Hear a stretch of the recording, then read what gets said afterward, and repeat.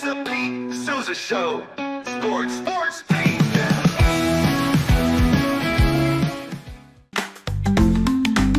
Get ready for epic savings at Best Buy. Right now, you can save up to $700 on select Alienware and Dell gaming products. Perfect for leveling up your gaming experience. Plus, grab the latest Android Google Pixel at an unbeatable price. Don't miss these incredible deals. Shop now at bestbuy.com and upgrade your tech today.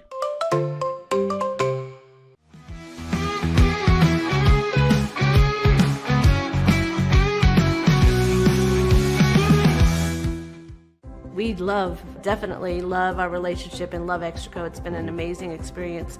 They made the PPP process easier. They were reaching out to me saying, what can I do to help you?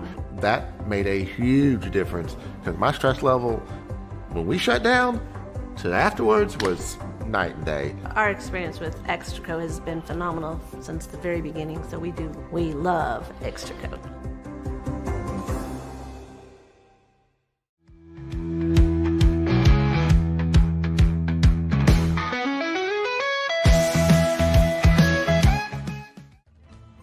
Ready to bring your vision to life? At Small Rig, every idea, design, and product is inspired by you, the creator. With our industry-first under co-design mode and the Dream Rig free customization project, we unite with global creators to turn big dreams into reality. Whether it's a cage rig or mount, Small Rig's versatile gear is built to elevate your craft. Small Rig, where your creativity meets our innovation. Go to smallrig.com.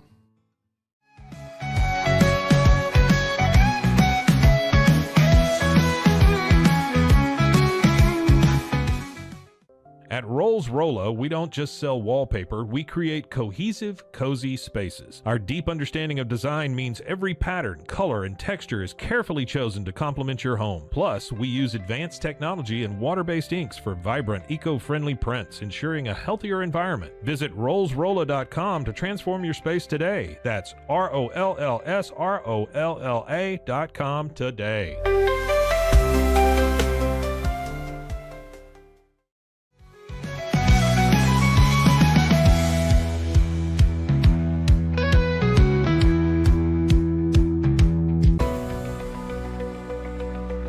At 25 Home, our ultimate goal is to provide you with a transformative experience, making each day feel like it has an extra hour. We believe your home is more than just a space, it's a sanctuary where comfort, relaxation, and happiness thrive. Discover the difference at 25 Home today. Shop now at 25home.com.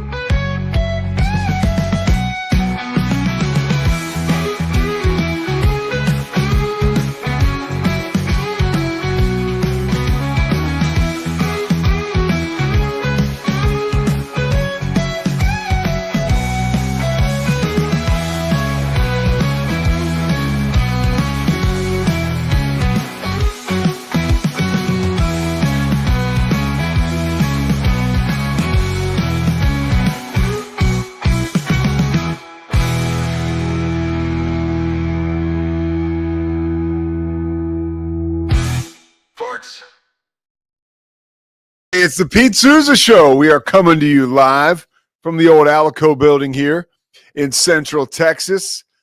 10:02 Central, 11 o'clock on the East Coast. You know the deal. I don't know time changes everywhere. I know Mountain Time. It's 9 o'clock. And Pacific Time, it's 8 o'clock. And it is time to talk sports, pop culture, you name it. We're presented by Slovacics. I got a lot of thoughts coming into today. Thanks to D1, thanks to Daniel Stark Injury Lawyers. If you're looking for a car, get over to Socorro Family Ford and West. And when you're done, pop over to Slovacics and celebrate with the kolache. Also, I'd like to thank Crawford Austin Properties. Crawford Austin Properties. There have been buildings you've been in Central Texas, and the experience has been provided by Crawford Austin Properties. Remember that. Best commercial real estate here in Central Texas. Rough one for the Bears last night. You got to start off talking college hoops. Baylor had Arizona at home, and in the first half, it seems like they really didn't have much of a chance. The Baylor Bears basketball team right now is totally undermanned. They got 7 guys they're working with. Scott Drew, who we'll hear from in a little bit, referred to these 7 active players that he leans on now as the 7. And you don't have Josh Ojamwina anymore. That really hurts you inside. They still showed a lot of grit and a lot of fight last night. And VJ Edgecombe is one of those deals where it's like, folks, like, enjoy it while it's here. At the end of the first half, he looked like Baylor was playing for the last shot, and they were going to until VJ found a crease and bolted like a blur to the basket and flushed it with 2 hands. And it was like, wow, this is he's one of those guys. When he came across half court after taking the ball away. Oh no, he grabbed a rebound like this, almost with his armpit, came down, bolted the other way, got to the basket, was actually rejected by Carter Bryant, who was trailing on the play, Arizona's freshman, who will be probably a first-round pick next year in the draft. But VJ Edgecombe has played his way up to a 3rd or maybe even 2nd pick in the NBA draft. Right now, ESPN has him going at 4. Fran Fraschilla talked last night about the fact that do not be surprised if he goes 3 or 2. Obviously, Cooper Flagg is number 1.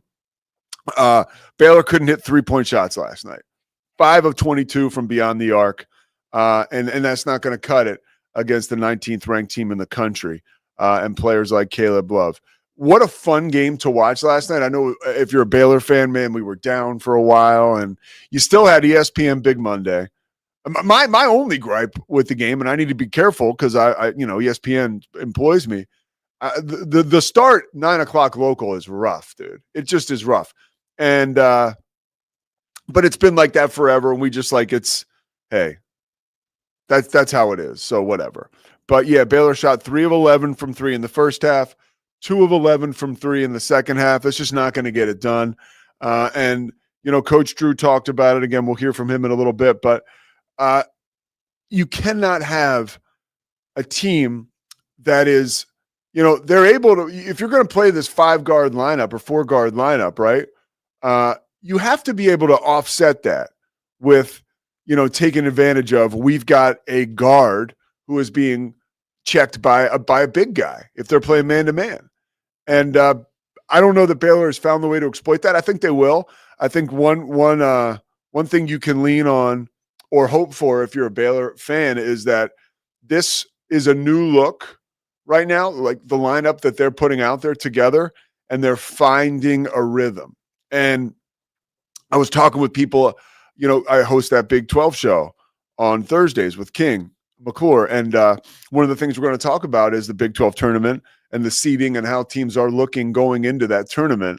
And right now, I think you could say that for the first time in a long time, Baylor's going to go into Kansas City needing to win a game or two. Like, it's not like, hey, we're locked in as a top 4 seed this year. And people make the joke or whatever. And Scott Drew gets pissed when you make the joke, by the way, that they don't play, right? And they could care less about playing in the Big 12 tournament. He'll deny that all day long. Whatever the reason is, the Bears, who have had great success in the postseason otherwise, have not had a ton of success playing in the conference tournament recently. But this year, they will have the pedal to the metal because that's going to affect their seeding. Last night, they showed Big 12 teams headed into the NCAA tournament, and Baylor is a virtual lock. That's literally what they said on the screen. They're 97% right now to get into the tournament, which is good to know because they're by the way, their schedule late. I want to hit you real quick with the fact that Baylor could go on a nice run here headed down the stretch. I'm calling their game Saturday at Colorado. I'm looking forward to that. I'd love to get a chance to call Baylor on the road. I also know that Colorado is not doing terribly well this year, so that is a winnable game for Baylor. After you play Colorado, which I'll say should be a win, you play on the road at Cincinnati. That should be a win as well. Cincinnati's playing well, but Baylor should beat Cincinnati. Then you go home to play an Oklahoma State team who is it is what it is right now with Oklahoma State. They're not very good. And then you have an opportunity following the Oklahoma State game to exact revenge against TCU in Fort Worth. So there's a lot to play for there. TCU is playing really good basketball right now. They've won 4 of 5, but they're beatable. They're beatable for a team like Baylor. The toughest game and a game that you would just say, Cam likes to say, scheduled losses, right? A scheduled loss would be maybe Houston. Why did the doctor's appointment? They're calling me the day before. This is, if I get this is going to be a person. I don't want to talk to you about I'll be there, okay? And if I'm not going to be there, I'll call, right? So anyways, let's play some Scott Drew last night. Here's what he had to say after the loss to Arizona. We'll play you some of this, see how it whets our appetite, and then we'll go back to some analysis afterwards. Go ahead, Scotty. Thank you, guys. I know it's real late. First, I want to thank God for a great Big Monday opportunity for our team, and thank the crowd that came out late at night. Unfortunately, to beat a good team like this, we got to make better shots or make more shots. In the last 2 games, we haven't shot from 3 like we're capable. So, as a staff, we got to do a better job getting us better looks, because we do have better shooters than that. So the good thing is with the more time this week, hopefully offensively, we can find a way to get our guys in better positions to be successful. I was proud of how we competed against Arizona's size. And I thought for us to win, I thought if we could break even second chance points and not get a bunch of live ball turnovers, keep them out of transition, and then if we shot it decent, we had a chance. And the exciting thing is we haven't, with this group, we've only had 2 games, and hopefully we can get everybody quickened, because we haven't played our best. Scott, it was an uphill climb much of the game. What did change to allow y'all to get into it and kind of get it? It was a 3-point game late. So. Yeah, we've been a second half team. I mean, the last 3 games we were down, outscored opponents by I think 10 or something in the second half. I know their size. Obviously, without Josh, we really struggle with size. But you can offset that if offensively we can do a better job putting ourselves in position to get some better looks. And we're doing a good job getting the free throw line. 72%. It's not good enough to win a top 25 game. But again, our guys, I thought they competed and gave us a chance second half, and probably maybe they got a little tired, Arizona. Well, you see that. First of all, I love Scott Drew. Scott he's just such a cool guy. You know, some other coaches would like start that off with like how bad it sucks to play 9 local. But he just kind of like took the backhanded. Well, I know it's very late, you know, and it was late. It was 11 o'clock. I watched the end of the game, and I know I'm getting old. I know that, and I know I shouldn't complain because it's basketball. But it's annoying when your team is playing really late. And Baylor had an amazing crowd just checking. And the cool thing about Baylor, and lest anyone think that it's lost any juice here in Waco, you bring a ranked team to Waco on a Monday night against Scott Drew and Baylor, there's going to be a lot of excitement about it. You know, I'm being here in Central Texas, I'm dialed in with a lot of people on social media. People were at the game. They were posting about the game. It was the place to be, sort of, which is great. That's awesome, dude. That's like the Foster Pavilion, ESPN, ranked opponent, John Shambi, Fran Fraschilla, Chris Budden. Let's go. And Baylor gave them everything, everything they could handle. And unfortunately, right now, they're just down. So they got Colorado on Saturday. I'll be on the call for that. I can't wait. Switching to a different sort of coaching situation. Micah Shrewsbury and Notre Dame, they're bottoming out right now. And they had a rough game at home, and they lost to Louisville. It was an early start. They fall to 11-14. And afterwards, Micah Shrewsbury, in his second year at Notre Dame, goes to the podium And this is what we get. And in my opinion, this is somewhat amateur hour-esque. And I'll tell you why after we play it. Go ahead, Scotty. Don't give up on these kids, man. What have they done for people to give up on them? I know if you're not with us because we're losing, you don't want to come watch this, fine. Fine. But do it because of me then. But not these kids, man. They don't deserve that. They don't deserve that. Like, ain't nobody else getting home at 5 a.m. from Boston College and going to class the next day and coming to practice and working out and preparing to play Louisville. Nobody else is doing that. Don't give up on these kids, man.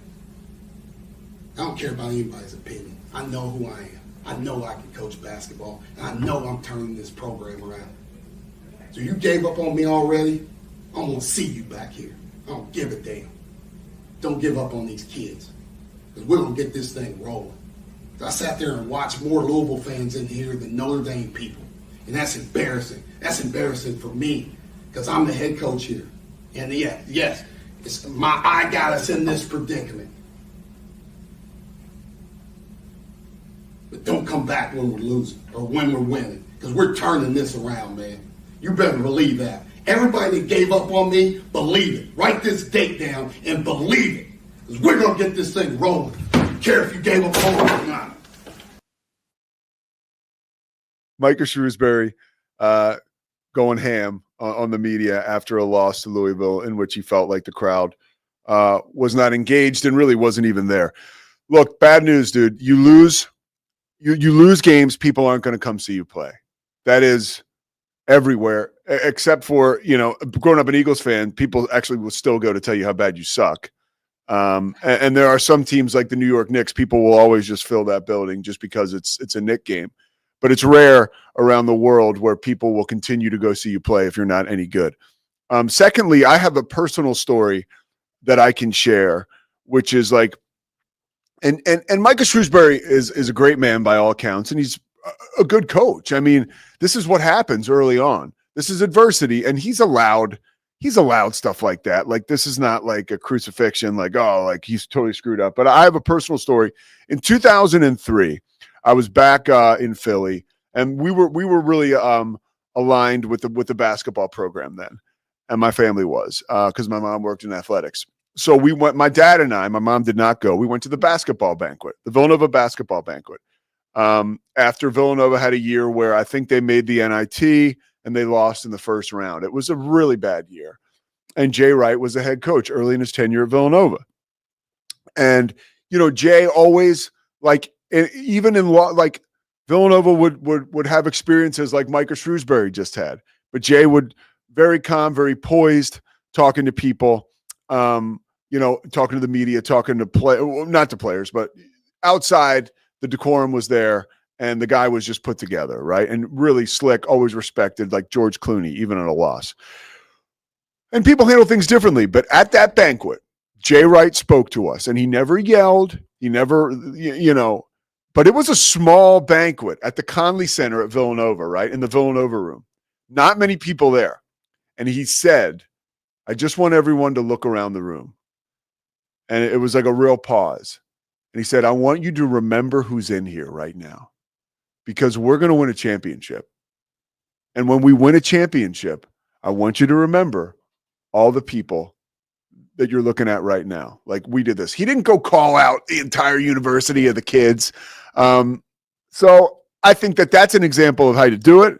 And I think the Micah Shrewsbury one, a little bit of amateur hour, but the dude was pissed. I get it. After a game, you're fired up, but it didn't seem as authentic as maybe I think he wanted it to. Speaking of authentic, we got one of the better football players ever to play in the state of Texas, out of Stephenville. We are really looking forward to having Jared Stidham on. Coming back from the break, he will join us. It's the Pete Sousa Show, presented by Slovakics. Are you ready to take control of your health? At 4U Health, we believe wellness and lab testing should be accessible, inclusive, and yes, fun. With our tech-powered at-home lab test, you save time and money while feeling your best. Say goodbye to long waits and office visits. Check your health on your own terms with 4U Health. Visit 4uhealth.com today and free yourself from traditional medicine. That's the number 4, uhealth.com. Get ready for epic savings at Best Buy. Right now, you can save up to $700 on select Alienware and Dell gaming products. Perfect for leveling up your gaming experience. Plus, grab the latest Android Google Pixel at an unbeatable price. Don't miss these incredible deals. Shop now at bestbuy.com and upgrade your tech today. At Fullwell, we bring together the expertise of registered dietitians, MDs, and OBGYNs to give you the best fertility support. Our research-backed bioavailable formulas are crafted with your health in mind, ensuring the highest quality and safety. From preconception to pregnancy and beyond, we exceed industry standards with independent testing for harmful contaminants. With our comprehensive practitioner directory, personalized care is always within reach. Fullwell, your trusted partner on your fertility journey. Visit us at fullwellfertility.com. Experience the perfect blend of exquisite craftsmanship and life-changing technology with Gevi. Every product is built with precision, featuring specialized parts that ensure durability, efficiency, and safety. We put every machine through 6,000 rigorous tests to guarantee long-lasting performance. With cutting-edge technology and a commitment to energy efficiency, Gevi makes your life easier, greener, and more convenient. Upgrade your everyday with Gevi. Visit us at gevi.com to discover more. That's gevi.com. Have you ever watched true crime television and wondered, how did they get that story? I can show you. I was a producer for 48 Hours on CBS News. In my exclusive tell-all book, I'll take you where no audience has ever gone before. Don't miss out. Secure your copy of Killer Story, The Truth Behind True Crime Television today. Available everywhere books are sold. With San, owning iconic furniture no longer requires paying a premium. We use the finest materials like Italian top-grain leather, known for its durability and luxurious feel, and apply meticulous attention to detail in every piece we create. Our replicas are crafted with the same care and precision as the originals, but a price that makes them accessible. With over 15,000 satisfied customers worldwide, we've proven that high-quality furniture doesn't have to come with a high price tag.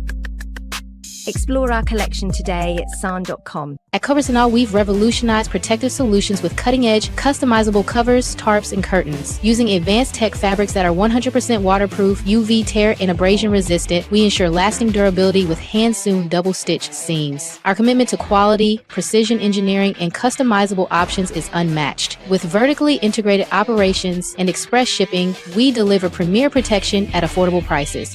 Visit coversandall.com today for the perfect fit, guaranteed to last.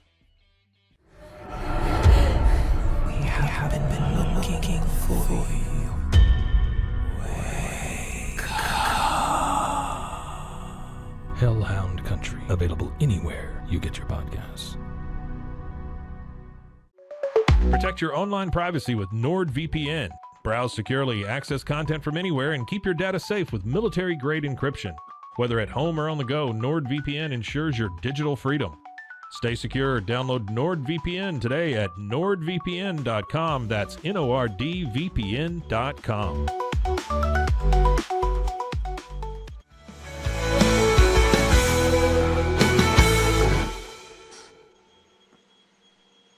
All right, it is the Pete Sousa Show. We got Jared Stidham joining us. Jared, thank you so much for waiting in the bullpen there and listening to some of those ads. They're kind of scary. The one about a hellhound, I'm sure that kind of that kind of threw me off. The Best Buy one, I'm a big Best Buy fan, so it's all good. I appreciate you guys having me on today. Dude, it's great to have you. I want to talk a little bit about how you ended up in Waco, your transition to Auburn. There's a whole lot to get at. You're one of the best commits ever that Baylor was able to land, certainly at quarterback. What drew you? I mean, Art Briles, football genius, right? Still has a really good reputation in circles here around Central Texas as just a guru. Was that what got you to come to Baylor? What was the fact that, hey, I get to play for this guy who's surgical? Yeah, honestly, it was. And I guess whenever I was coming out in high school, I believe it was 13 and 14 that Baylor went back-to-back, Big 12 champs. McLean Stadium opened up, and obviously, I mean, they were the best offense in the country for years, all the way going back to RG3. So it was kind of like just a combination of all of those types of things. And then obviously with AB having the Stephenville connection and that sort of thing, just had certain people run around in the same circles and all of that kind of stuff. So But at the end of the day, I mean, it was close to home, and it was Art Briles and Kendall Briles, and that entire staff. I wanted to go there because I knew we were going to throw the ball a lot and put up a lot of points. So that was appealing to me. You end up coming to Baylor. Where else did you almost go? Any other school that was like? I know there were a ton of schools that were hot on you, but what were you hot on that you chose Baylor over?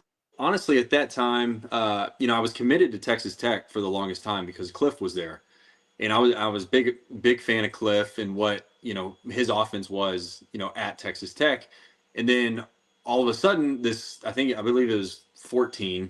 There's this guy by the name Patrick Mahomes that nobody really knew about, and at that point I was like, all right, well I think they went like 4-8, and I could tell that Pat was starting to become a pretty good quarterback, and I was just like, I don't know about this.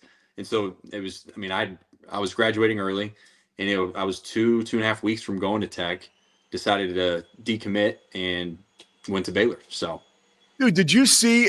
I mean, what did you see? And since you brought it up, I got to follow up on that. Did you see anything in Patrick Mahomes back then that you are seeing play out now in this historic run for him as quarterback? yeah, I mean, obviously, I think with any quarterback, any young quarterback, you're just so raw at a young age like that when you're 18, 19 years old. But you could tell right off the bat. I mean, there was things that Pat could do athletically, physically with his arm. Talking about arm angles, like all that different kind of stuff. You could tell that from an early age, in my opinion. And so it's just one of those things. Like you could tell that there was a lot there. Is just him piecing it together, and obviously, as everyone has seen, I mean, he's worked really hard, and he's become one of the best quarterbacks of all time. So, you end up coming to Baylor. You get the opportunity, obviously, to learn from Art Briles, Kendall Briles, and a guy like Seth Russell. What were you able to glean from guys like that when you're a young quarterback, adding polish to your game?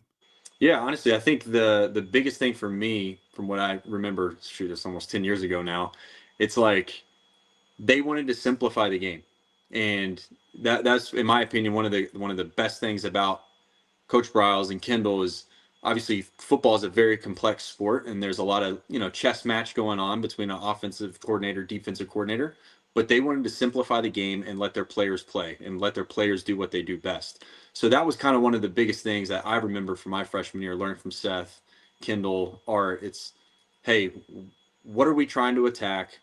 Is it a certain player? Is it a certain part of their scheme? Whatever it may be. And let's go attack that, and let's do it until they make us quit. And, we were really, really good at it, there for a long time. How much different was it for you going from playing in the Big 12, where you started games as a freshman, right? And then you go to play in the SEC. What was the difference there? Give me one that stood out to you, whether it was the culture, the rabid fans, the defenses. What's one thing when you were like, man, this is different? I mean, there's a bunch. I would say, in my own opinion, and I think it's changed a little bit now. But 10 years ago, the SEC, there were no like quote unquote cupcake teams, and it was like, week in and week out, you're playing Georgia, LSU, Mississippi State, Ole Miss, Bama. Like it's just back to back to back to back, and it was just like every week. It's in my opinion the closest thing to what the NFL is, because you have great players, great coaches on every single team, and you can't just take one lightly. To me, that was the biggest jump at that time from the Big 12 to the SEC. What did Gus Malzahn kind of teach you about being, a signal caller that helped you evolve to a guy who's playing in the NFL now? Yeah, I mean, I think there was obviously a ton of different things that I learned in that system. And quite honestly, like we did so much in the run game, but the run game really helped up the play action game. And so we were able, that was kind of our bread and butter for the most part, during my time at Auburn, which was really cool, because there was certain, run schemes, counters, whatever it may be, that we would have the play action off of that. And it was really hard because we ran the ball so well with a great offensive line. Kerryon Johnson was our running back. We were able to do those types of things, and then it would set up the deep shots down the field. So that was like one of the small things that I learned a lot from him. And obviously, Gus has had a ton of success, all dating all the way back to his first time at Auburn. So it was definitely a lot of fun. You mentioned playing for Gus Malzahn and how the SEC was, basically the next step is playing in the NFL. Life, like football, is a confidence game. Was there a moment when you were playing at Auburn in the SEC where you thought to yourself, whether it was a play or a game, and you sat back, had a chance to breathe, and you were like, man, I can do this. Like I can play with the best of the best. I can go to the mountaintop and be a quarterback in the NFL. Yeah, I mean, I definitely, I even felt that way my freshman year at Baylor, but specifically at Auburn, I would say, we started off the year, we won the first week. Second week, we go to Clemson and we lose a close game. And then, I don't know, 5-6 weeks later, we end up losing on the road to LSU. So we had a tough little stretch, and then we just went on a run at the end of the year. And we beat Georgia, and then 2 weeks later, we beat Bama when they were both #1 in the country. And at that point, we were all kind of like, which we beat both teams that played in the national championship that year, which still stings a little bit. But that that stretch towards the end of the year is kind of whenever I felt like not only we as a team can go win it all, but I also felt like I could take the next step as well, personally as a player. You get to the NFL and you play for Bill Belichick. I mean, I could keep you here until next Tuesday talking to you about that, dude. I'm in the middle of a book about Bill Belichick. It's just a fascinating man, fascinating football mind. What was your welcome to the NFL moment, playing for the Patriots and playing with Bill Belichick? There's a lot with Bill. And yeah, we could definitely be here until next week talking about him, but I'll never forget, my rookie year, obviously I sat behind Tom, and so I'm running the scout team every day. And our defense that year was, in 2019, was, I think, historically, like, really, really good. We had Defense Player of the Year, Stephon Gilmore, just a ton of, like, really good players. And I'll never forget, this is probably later in the season, is one of the welcome to the NFL moments, but we're in scout team in practice, and scout team, we're actually doing really good against our defense. Like, we're slicing and dicing, like, doing the whole thing. And we're having a great period. And at the end of it, we had thrown probably 2 or 3 touchdowns in like a red zone period against the defense. And I'll never forget, Bill comes up to me and he's like, "Hey, good job, but don't screw this up." But he used some different language, and it was just like, he wanted to give me a pat on the back, but then he was just like, "But don't screw this up." You know what I mean? It was just like, he couldn't fully give me, the roses that I deserved at that moment. And it was just one of those things, like, this is definitely Bill Belichick. It was great. But like I said, we could be here all day telling Bill stories. What'd you learn from Tom Brady? Just like, I know he's a different guy and he's a one of one and he's like next level celebrity now, but you're in the quarterback room with him. You are learning at the foot of the master. Like, what'd you get from a guy like that? Obviously there's a ton to learn, schematics and, how to play the position and all that kind of stuff. But what I tell people, in my opinion, was Tom Brady's superpower. With any job, in my opinion, with any job, it's like, you don't want to screw up. You don't want to mess up because your boss will get mad at you. Obviously, you don't want to get yelled at. You don't want to get taken to the office, to the principal's office, so to speak, like that sort of thing. And obviously there was a little bit of that accountability with Bill, but I also think when it's coming from Tom and the accountability from Tom, that, in my opinion, when you're playing a team sport, that's what made everybody raise their game to the next level. And it wasn't like, we're always the most talented team, or, he had the most talented offensive guys, or, he had a ton of great defenses, but specifically on offense, it was like, I don't want to mess up because I don't want Tom to get on to me. And even as a rookie, like, I'm sitting here behind a 20-year vet in the same system, and it's like learning a different language for me. And I'm just like, I don't want to let Tom down. You know what I mean? But like, it didn't matter if you were a rookie or a 10-year vet, like, you felt that way because that he just demanded so much out of the room. And in my opinion, like I said, like, that was his superpower. And I think that's why they had so much success on offense for all of those years. We're not even talking about the rest of the team and the defense, but just offense specifically. Like he just raised everybody's level, you know, on a day in, day out basis. What's a question or the conversation between you and your agent or your family or whoever about playing for the Patriots because you know there's a number one guy there, right? Like it's a different situation than you've been in the past where you've been able to start. You know, unless injury befalls him, you're not going to be playing at all. But you're also going to learn from one of the greats. Like, how did you come down on playing there and being like, this is where I want to play, as opposed to some other place, Jared, where you look and you say, well, there's a guy in front of me that I can beat his ass out in camp. Right. It's funny, and people probably don't believe me when I say this, but not that New England wasn't on our radar, but I'll never forget. I went on a top 30 visit up to New England, and I, you know, get in super late at night, get up the next morning early. They put you through the ringer, meetings, then you have to go and install, you know, part of their playbook. Then you have to go to a walkthrough and actually run the plays with other, you know, guys that were coming out in the draft that year, all that kind of stuff. And I'll never forget, they're driving me back to the airport, and I finally get to the airport, and I call my wife now. She was my fiance at the time. I'm like, well, babe, I know where we're not going to go, because it did not go well. And it was just one of those things where I'm like, afterwards, I told my agent, I'm like, dude, like, it just didn't go well. Like, I didn't do a great job in the walkthrough. The install was fine, but the walkthrough was just really, really hard. It was complex, the whole thing. And they ended up picking me. And it was just, we were kind of all shocked.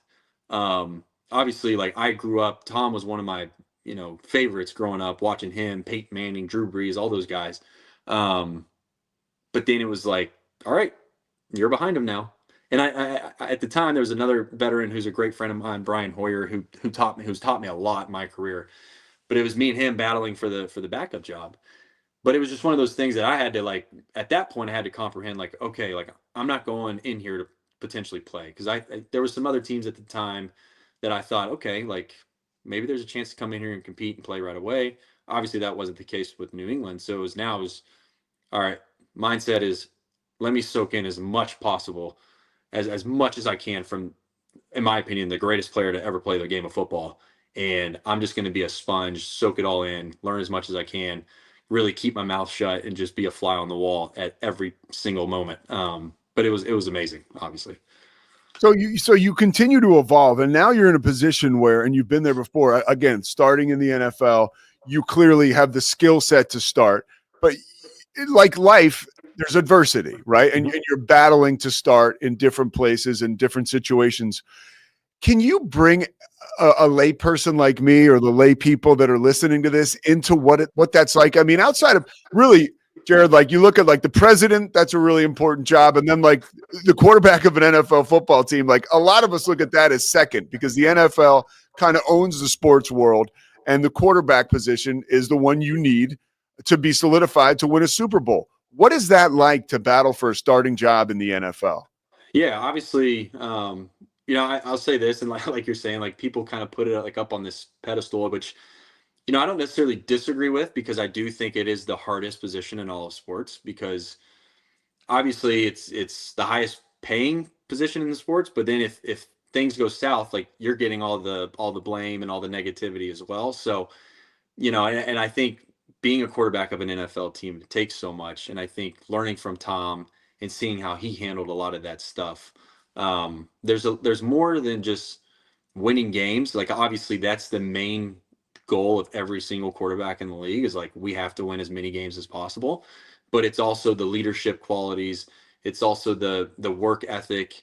You know, what are you doing when people aren't watching type stuff. And when you're sitting there trying to battle it out, I mean, honestly, and it's like any other job. It's like, I got to provide for my wife and my two kids. And I got to put food on the table. So I don't know how else to do this other than, you know, the way that I handle things, which is, you know, getting up there early, staying late, trying to make sure that every single day, like, there's, you know, no stone unturned. And that's just how I've always handled it. And obviously, like, I've been in a position to battle a couple of times, and it, you know, hasn't necessarily gone my way, but it's been, you know, super great to learn from these different experiences and all that kind of stuff. And, you know, at the end of the day, it's, okay, what is my job on the team? Like, if I'm, okay, now I'm the backup. Okay. So, like, last year, what can I do to help Bo get prepared every single week, But on the same side of that, there's that part, and then it's like, okay, what can I do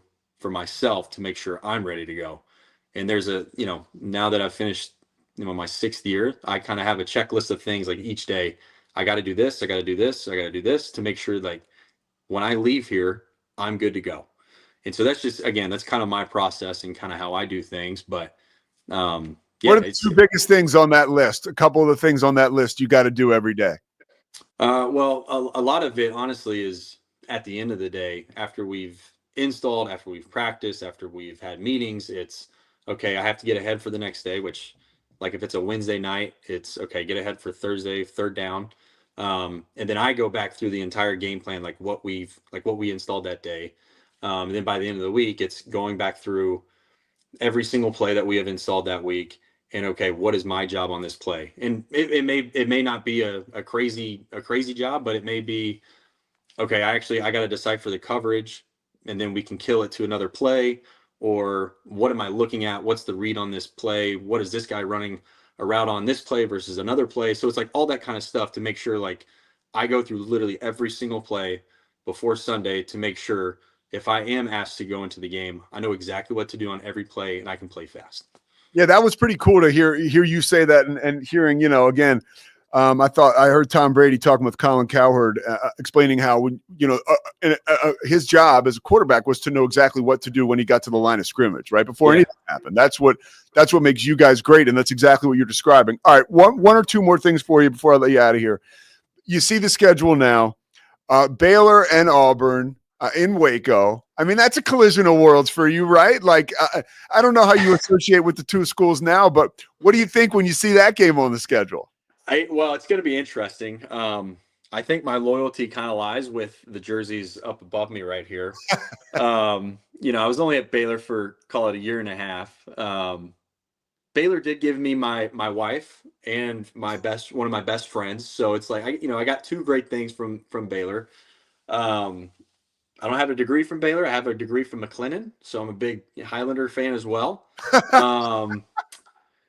But I think, it's going to be, I just hope it's a great game. Honestly, obviously I kind of hope that Auburn comes out on top. But Auburn, we got to get things going the right way too. So we'll see. I hope it's a good game. All right, how the heck is Bill Belichick going to do coaching at North Carolina? This is the last question, but like, that's a monster difference. What's experience is that going to be like for him? It's funny. I was actually talking. This was towards the end of the season. I was talking to David Shaw, longtime coach at Stanford, because he's on the Denver staff, and we were talking about Andrew Luck taking the GM job there at Stanford, and then we got on the whole Belichick thing. And here's my own 2 cents, my own opinion. With the way that college football is now, with NIL, all this different stuff, and you guys probably know more about it than I do, but it's almost, in my opinion, at some point it's going to become a business, which it's already starting to kind of become that.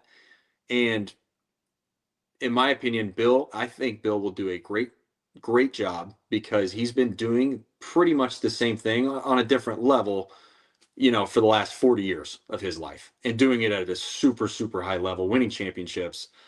And so I think, in my opinion, that's going to be, enticing to some of these kids to come in and play for a guy, that has obviously won a lot of games, played, coached a lot of great players. But from a business perspective, I think he's going to crush it, because he's been doing this. A lot of these coaches probably in the NCAA right now, they're kind of figuring it out as they go. Whereas Bill, obviously there's some figuring out, but I think he's going to do a fantastic job.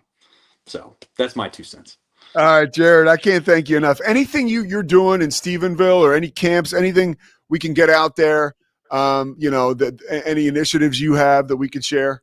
No, it's actually funny. I'm going to start setting up. My agent and I were actually talking about this the other day, last week, about potentially doing a camp in Stephenville, towards football season, towards the summer. So we're going to try to start getting some of that kind of stuff in the works and all of that. But yeah, we're really looking forward to giving back, to Stephenville in whatever way that is. But like I said, we were literally talking about that last week, about setting up something this summer. So I call games, football and basketball, for ESPN, and I did Tarleton's first FCS playoff game. And like, nice. Yeah. It's pretty cool, dude. Like for an FCS program, like you feel the football when you get into Stephenville. Like it's very real. It's palpable almost. Oh, it is. And honestly, I tell people all the time, I'm very fortunate to grow up in Stephenville. And I think a lot of that, honestly, is hats off to Coach Briles and how he kind of set the foundation at Stephenville back in the early 90s. And it's honestly carried on even till now, 35 years later or whatever it is. So I think, like I said, I'm very fortunate to grow up in a place like that. And football, it's you either football or you rodeo, or you could be on a dairy farm too, but it's kind of one of the three growing up there. So, very fortunate to be from such a good place. Hey, we're fortunate to have you today, man. Jared, thank you so much. Best of luck to you. Holler anytime, man. Appreciate you. All right. Appreciate you guys. Really, really, really had a lot of fun. You got it, man. Jared Stidham, there you go, in the football camp. We'll get you more information about that when everything comes to fruition there. Stephenville is an amazing place. And, you see, he's an amazing dude. Scotty, how about that, dude? Great guy. Another great get for Scotty Swingler. Hey, man, I'm all about bringing the good athletes on, bro. Yeah, he's super. Especially anybody that came through Waco. Yeah. I'm all about it. And he's super. I mean, that was more than you could ever expect or that was really cool. He's a great guy. Hey, you did a good job interviewing. Thanks. You had all the good questions, my guy. You helped me out. All right. Thank you very much to Jared Stidham. We'll be back on the other side. Final segment. The Pete Sousa Show, presented by Slovacics, wraps up after this. Experience the future of secure private cloud storage with Internex. Protect your files with end-to-end encryption, ensuring your data stays private and accessible only to you. Enjoy seamless, fast storage without compromising security. Visit Internex.com today and take control of your digital life. That's INTERNXT.com today. Elevate your experience with Grenco Science, the leaders in cutting-edge vaporizers. Whether you're at home or on the go, our sleek, powerful devices deliver smooth, consistent hits every time. Quality you can trust, innovation you can feel. Grenco Science, take your vapor game to the next level. Visit us at GrencoScience.com.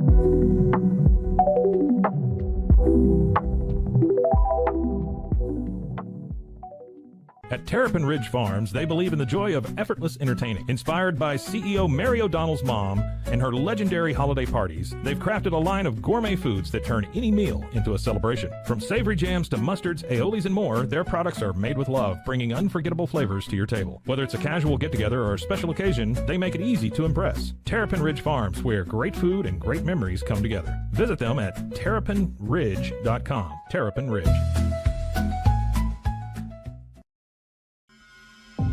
Do you ever have a story that you just can't get out of your head? One that you play the details of over and over with your friends? Well, you've come to the right place. I'm Claire. And I'm Susan. And this is Justice Pending, a weekly true crime podcast where we discuss tantalizing crimes with more questions than answers. Thanks for joining us. Cleanse your body of accumulated toxins and embark on your wellness journey at your own pace. At Global Healing, we provide premium supplements to help your body heal naturally. Combine that with OrganicHemp.com's top quality CBD for ultimate balance. Start your healing journey today at GlobalHealing.com and OrganicHemp.com.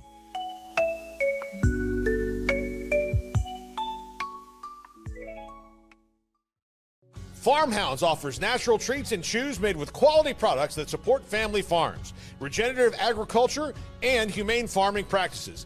Give your dog the best with wholesome, organic ingredients that promote health and happiness. Shop now at farmhounds.com.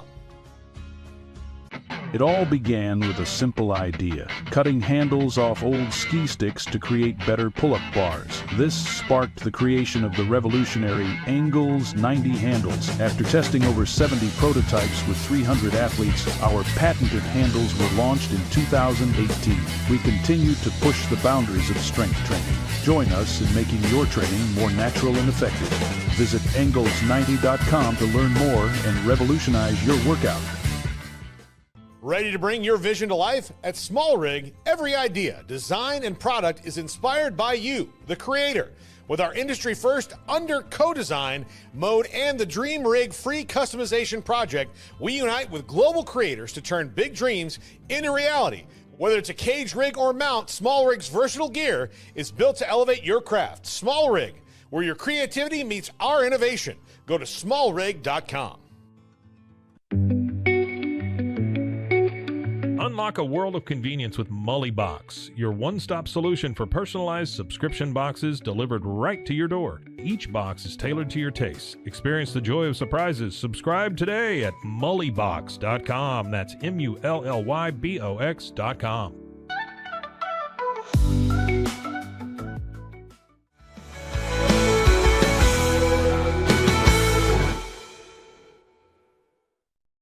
So crazy. I said the words Soledad Moonfry out loud last night, and now she shows up on my YouTube feed. So annoying. She was Punky Brewster, and for some reason, I'll walk around and just say silly shit to my dog, Soledad Moonfry, and now all of a sudden here she is. You can't tell me the two aren't related. Anyways, speaking of which, I was thinking about Soledad Moonfry last night because I was watching White Lotus, the third installment, season 1 or episode 1, and I was like, wow, it would be pretty interesting if somebody like Soledad Moonfry popped up on this show, because they do such a good job with the ensemble cast. And did you ever watch it, Scotty? Oh, you gotta watch it. Zach, ever watched White Lotus? Saw the first season. It is, they're doing, and I've complained about this before with Cam, they're pushing a weird storyline. There's like an incest vibe, and it's like, come on, do we need this? But maybe we do. I don't know. You're not talking me into it. I got Zach with that too. No, I'm not going to say that. I'm not convinced to turn it on. I know. It's Arnold Schwarzenegger's kid, and he's involved in this storyline where it's just like, it's super uncomfortable. And, but that's the guy, Mike White, who creates the show. He's a genius. And he also has an underlying agenda that he pushes. I think, I don't know if agenda is the word, but like a message, a thread. You're still not convincing me. Well, the cast is great. You're 0 for 2, Pete. The cast is unbelievable.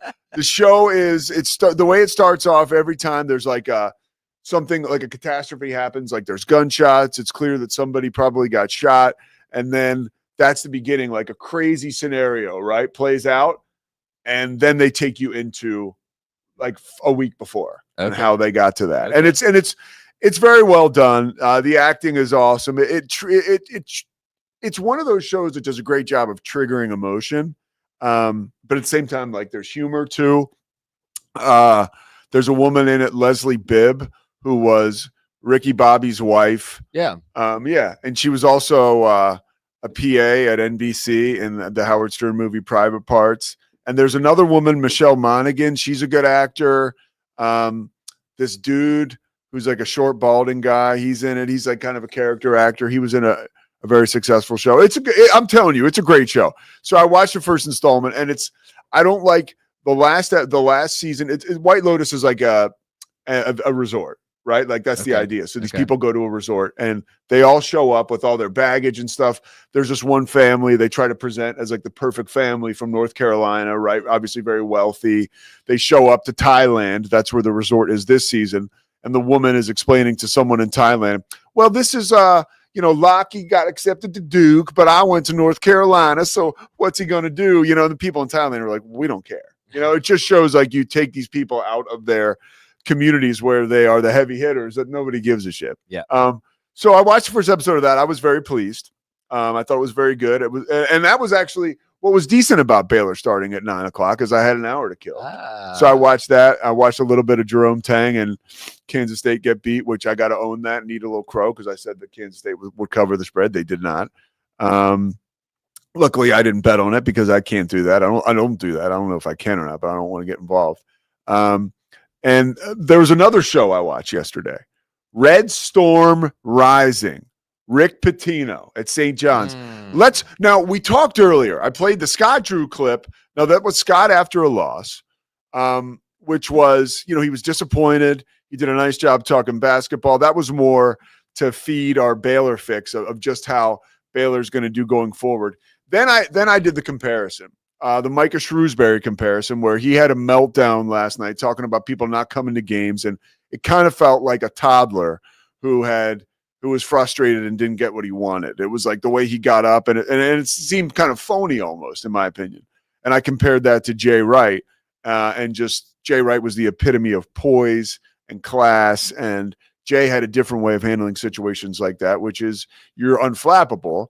But at the basketball banquet that I was lucky enough to go to that year, and I'm talking about a year where Jay had a terrible season. It's like 2003, I think it was 2002, 2003 season. Jay spoke to us at this basketball banquet. I was lucky enough to be there with my dad, and he said, "Remember who's in this room. Remember," because there was nobody there.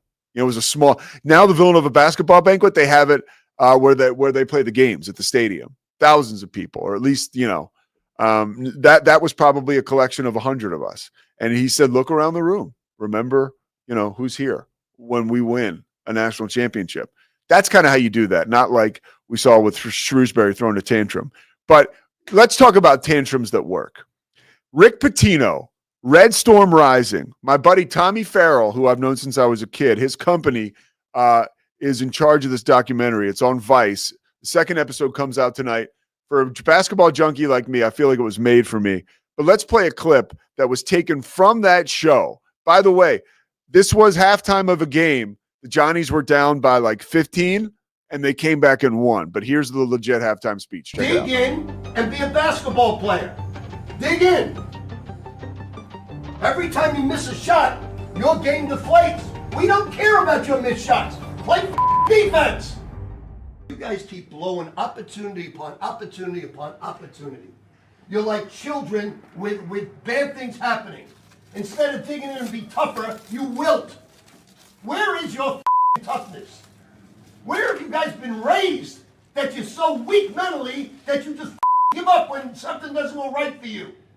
Don't you know what adversity is all about? That's the game of life, not the game of basketball. You don't get down when things go wrong. You dig in and get tougher. Your whole life's going to be adversity. Learn how to deal with it. Okay, I'm going to go play the second half now. I mean, that is just about how inspiring that is. I want to go. I want to get up and go play. Let's go play the second half, Coach. Rick Pitino. There's a couple things about that show. One, you have to go into the show and under the guise of under the belief that he invented basketball, because that's certainly a premise that they kind of throw at you casually throughout the show, which is fine. But it's amazing. It's Rick Pitino is admitted. I mean, for lack of a better term, he's a psycho about basketball. He's coached for 50 years. And it is amazing to see someone who is so good at their job at work and behind the scenes. And that speech right there, it's like, look, man, I always say that's a love language. That's the truth. That's the truth. Like, life has adversity. And he said this before, when guys miss shots on offense, they go in the tank and they lose all confidence and they play like a shell of themselves. Like, if you understand that missing a shot is going to be a part of your experience and you can't get held up in that, and you've got to go back down the other end of the court and do your job. And then, if you get a stop on the heels of a missed shot, that builds confidence and you understand you're more engaged. That's what I got from that. And I also got excited, if you can't tell. But Pitino, I mean, if you think about his career, he coached Providence to a Final Four. Started at BU. He was in his 20s. Took a dog shit Providence program. Took him to the Final Four in '87. Then he got the head coaching job of the New York Knicks. Took the Knicks to the playoffs. They won the first round. They lost the second round. He had disagreements with the general manager, so he departed. And he coached Kentucky. He took the Kentucky job when they were on 3 years probation. They couldn't give out scholarships. They couldn't be on national TV, right? They couldn't play games on national TV. He won a championship there. I think he won 2. Then he goes to Louisville, basically like across the street, and wins a championship there. Like, nobody does that. That's like winning a Super Bowl with the Cowboys and the Eagles, or Michigan and Ohio State. It's just unheard of. And then obviously there were sanctions and stuff that was never actually fully litigated or was litigated. They couldn't prove he did anything wrong with recruiting violations, but he was basically put on ice for a couple years. He comes back with Iona, takes Iona to the tournament, and here he is again. St. John's, when they did the unveiling of the top 16 teams in the country on Saturday, they're number 16. So it's like, this is a guy that is really fun to watch cook. And you can do that if you watch that Vice show. Like I said, second episode comes out tonight. Red Storm Rising, Rick Pitino. I have risen to the top of my intensity level today. Thank you to Jared Stidham. Thank you to Micah Shrewsbury for going crazy and letting us have some fun with it. Thank you to Jay Wright for being who you are and allowing me to talk about you again today. To Rick Pitino for being the fiery individual you are. Scotty Swingler for booking another amazing guest today. We will be back tomorrow, Wednesday edition. Got a special guest for you in studio. We're presented by Slovacics. Remember D1 Dallas, Daniel Stark Injury Lawyers, and Socorro Family Ford. Crawford Austin Properties, too. Can't forget them. They are very important to us here at the Rogue Media Network. We'll see you. It's the Pete Sousa Show. Sports. We definitely love our relationship and love Extraco. It's been an amazing experience. They made the PPP process easier. They were reaching out to me saying, what can I do to help you? That made a huge difference because my stress level, when we shut down, to afterwards was night and day. Our experience with Extraco has been phenomenal since the very beginning, so we love Extraco.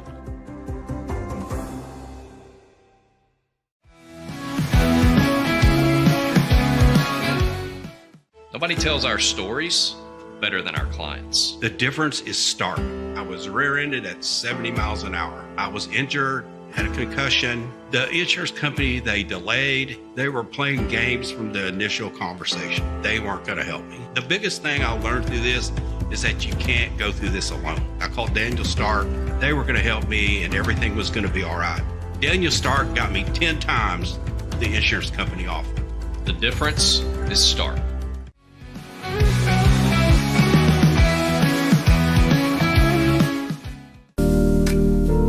Experience the future of secure private cloud storage with Internex. Protect your files with end-to-end encryption, ensuring your data stays private and accessible only to you.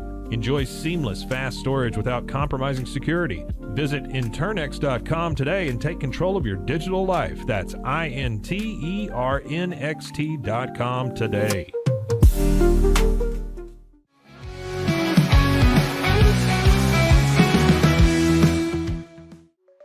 Protect your online privacy with NordVPN.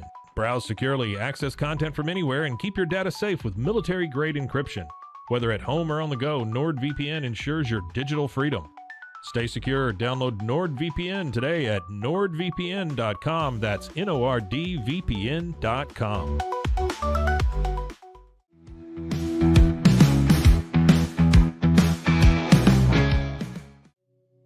Farmhounds offers natural treats and chews made with quality products that support family farms, regenerative agriculture, and humane farming practices. Give your dog the best with wholesome, organic ingredients that promote health and happiness. Shop now at farmhounds.com.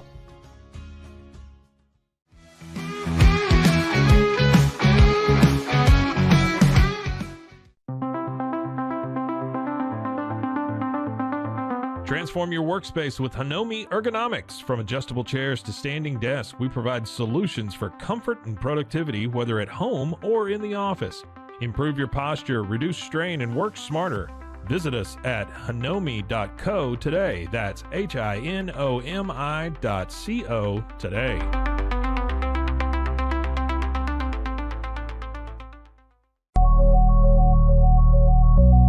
At Acasis, innovation drives us. Since 2008, we've been creating cutting-edge technology products that make your life easier. With a focus on performance, design, and customer service, we're here to help you work smarter, not harder. Join us on our journey to simplify your world. Visit Acasis.com today. That's ACASIS.com today.